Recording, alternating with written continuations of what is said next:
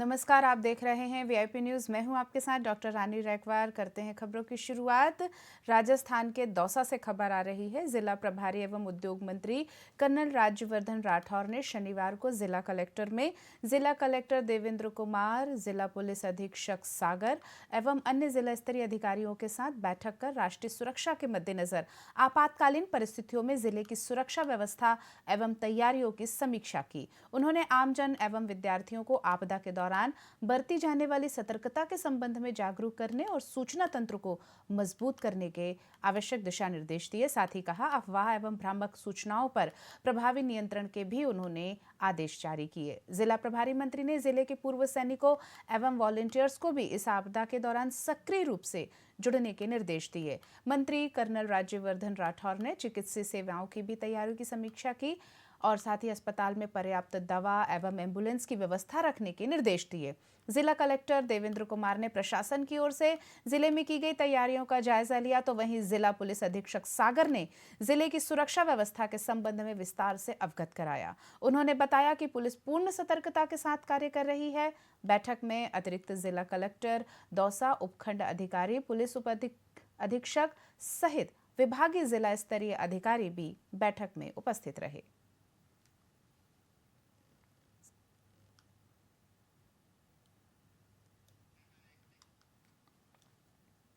खबर राजस्थान टोक से है। जिला पुलिस अधीक्षक विकास सांगवान ने आज जिला स्तरीय पुलिस अधिकारियों की अपराध गोष्ठी ली, जिसमें जिले के सभी पुलिस अधिकारी मौजूद रहे। एसपी विकास सांगवान ने जिले में कानून व्यवस्था को लेकर आवश्यक दिशा निर्देश दिए।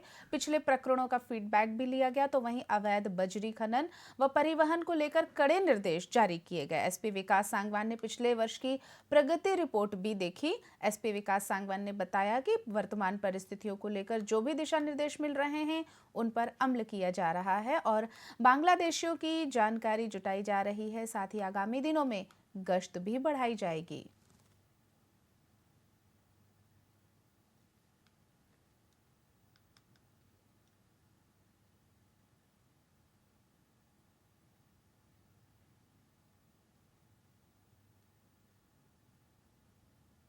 देखिए, समस्त थानाधिकारी, वृत्ताधिकारी और अतिरिक्त पुलिस अधीक्षक जो हैं आज क्राइम मीटिंग में शामिल रहे।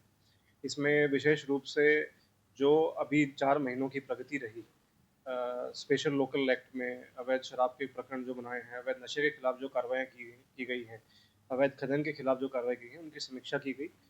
1 साल से अतिरिक्त समय से जो पेंडिंग प्रकरण हैं, उनका भी आज लंबा डिस्कशन किया गया और उसमें दिशा निर्देश दिए गए। जिन एसएचओज़ की या आईओज़ की कमियाँ पाई गई हैं अनुसंधान में, उनके विरुद्ध कार्रवाई के लिए लिखा गया है और समीक्षा बैठक रही। जनरल क्राइम के ट्रेंड्स का इसमें विश्लेषण किया गया। नए जो प्रावधान नए कानून में आए हैं, जैसे 107 बीएनएसएस है जिसके अंदर प्रॉपर्टी अटैचमेंट है, उसके संबंध में निर्देश दिए गए हैं। 111 और 112 जो नई धाराएँ हैं ऑर्गेनाइज्ड क्राइम की, उसके संदर्भ में दिशा निर्देश दिए गए। अभी तक की जो की गई कार्रवाइयाँ हैं, उनकी समीक्षा की गई। देखिए, समस्त थानाधिकारी राजस्थान टोक से ही खबर है। जिला विधिक सेवा प्राधिकरण द्वारा शनिवार को जिले में राष्ट्रीय लोक अदालत का आयोजन किया गया। राष्ट्रीय लोक अदालत के माध्यम से वैवाहिक, पारिवारिक विवाद, मोटर दुर्घटना क्लेम प्रकरण, सभी दीवानी प्रकरण, बैंक वसूली मामले, सभी राजीनामा योग्य फौजदारी प्रकरण, राजस्व प्रकरण, जिला उपभोक्ता विवाद आयोग, सहायक श्रम आयुक्त कार्यालय से संबंधित प्रकरण एवं प्री लिटिगेशन प्रकरणों का लोक अदालत की भावना से आपसी राजीनामे के माध्यम से सौहार्दपूर्ण वातावरण में निस्तारण किया गया। इस अवसर पर जिले के समस्त न्यायिक न्यायालयों में लंबित श्रेणी एवं प्री लिटिगेशन श्रेणी के प्रकरणों के निस्तारण हेतु 8 लोक अदालत बेंचों का गठन किया गया और प्रकरणों का निराकरण भी किया गया।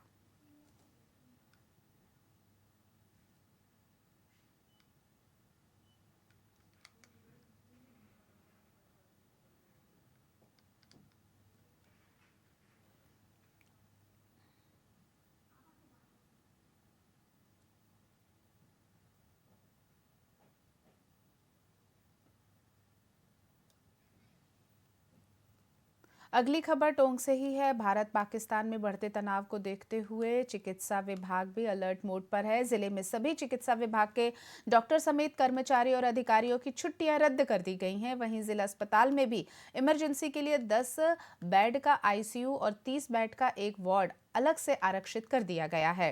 सादत अस्पताल में किसी भी संभावित आपात स्थिति से निपटने के लिए विभाग ने अपनी तैयारियों को अंतिम रूप दिया है। सबसे पहले विभाग ने एक बड़ा कदम उठाते हुए चिकित्सा विभाग के सभी कर्मचारियों की छुट्टियों को तत्काल प्रभाव से निरस्त कर दिया और उन्हें नियमित ड्यूटी पर उपस्थित रहने के निर्देश भी जारी किए। अधिकारियों ने स्पष्ट किया कि सभी कर्मचारी 24 घंटे ड्यूटी के लिए पाबंद हैं। उन्हें अपनी ड्यूटी टाइम के अलावा इमरजेंसी में 24 घंटे में कभी भी बुलाया जा सकता है।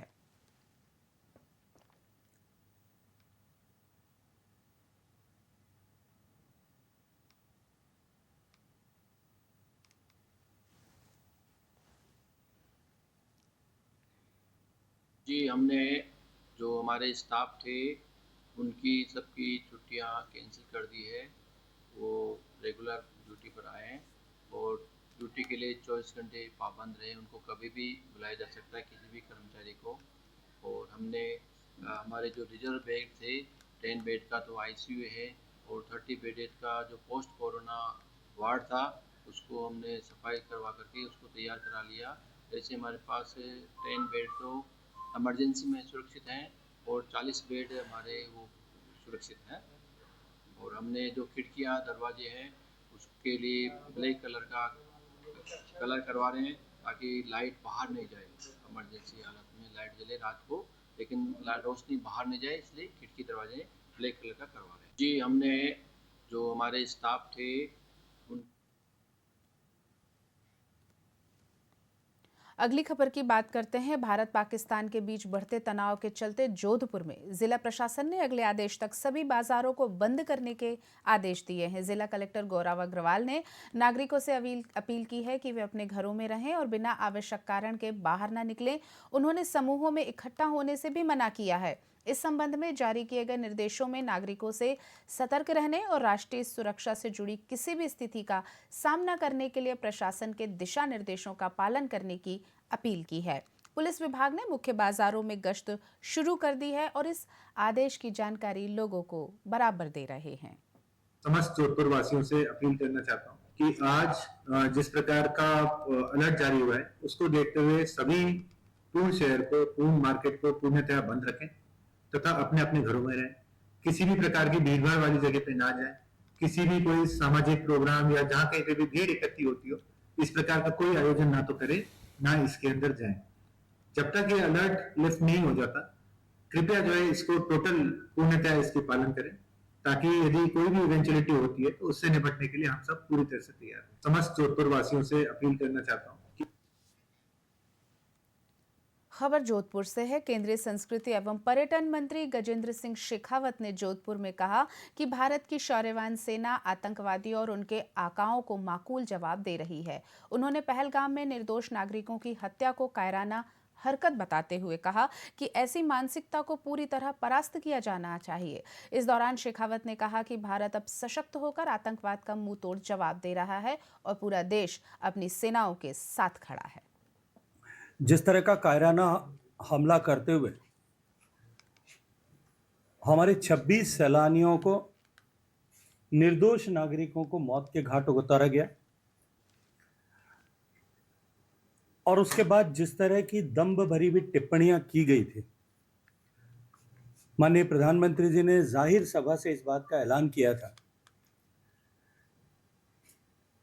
कि देश की अस्मिता पर हमला करने वाले ऐसे आतंकवादियों को और उनको पल्लवित पोषित करने वाले ऐसे सारे उनके आकाओं को, जिसकी वो कल्पना कर सकते हैं और जितनी वो कल्पना कर सकते हैं उससे कहीं अधिक बड़ी और कड़ी सजा मिलेगी। इससे पहले भी उरी और पुलवामा के बाद में भारत की सेनाओं ने माननीय प्रधानमंत्री जी के निर्देशन में सर्जिकल और एयर स्ट्राइक करके ये स्पष्ट संदेश पूरे विश्व को दिया था कि ये नया भारत, ये समर्थ भारत, ये सशक्त भारत अब घर में घुस के मारने वाला भारत है। और अपने विरुद्ध होने वाली किसी भी गतिविधि को दुनिया की किसी भी धरती से बर्दाश्त नहीं करेगा।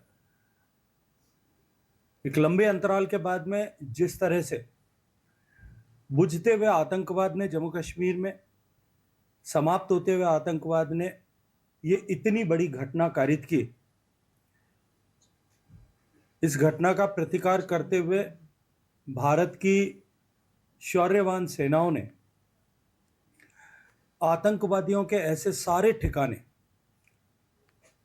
जो पाक अधिकृत कश्मीर में थे या अन्यत्र भी स्थित थे, ऐसे सारे ठिकाने जो पिछले वर्षों से भारत पे हुए इस तरह के आतंकवादी हमलों के सूत्रधार रहे थे, जहां आतंकवादी मानसिकता को और अधिक उभारा, बढ़ाया और परिष्कृत किया जाता था, उन सब को एक साथ नेस्तनाबूद किया है।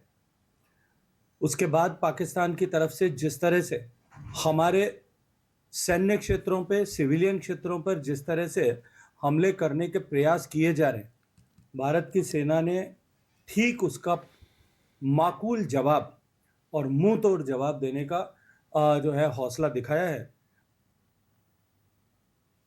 रुक करते हैं जयपुर की खबर की ओर। मुख्य सचिव सुधांश पंच की अध्यक्षता में शनिवार को जयपुर स्थित शासन सचिवालय में नागरिक सुरक्षा सलाहकार समिति की पहली बैठक आयोजित की गई। इस बैठक में प्रदेश में वर्तमान परिस्थितियों के संदर्भ में सिविल डिफेंस की तैयारियों की समीक्षा बैठक की गई। बैठक में आपदा प्रबंधन, बिजली प्रबंधन, चिकित्सा सेवाएं, खाद्य एवं नागरिक आपूर्ति से जुड़े महत्वपूर्ण बिंदुओं पर विस्तृत दिशा निर्देश जारी किए गए। मुख्य सचिव ने केंद्र सरकार के दिशा निर्देशों के अनुसार नागरिक सुरक्षा प्रणाली को सक्रिय करने के निर्देश दिए और राज्य के रणनीतिक महत्व को ध्यान में रखते हुए किसी भी संभावित परिस्थिति के लिए आवश्यक तैयारियों पर भी जोर दिया।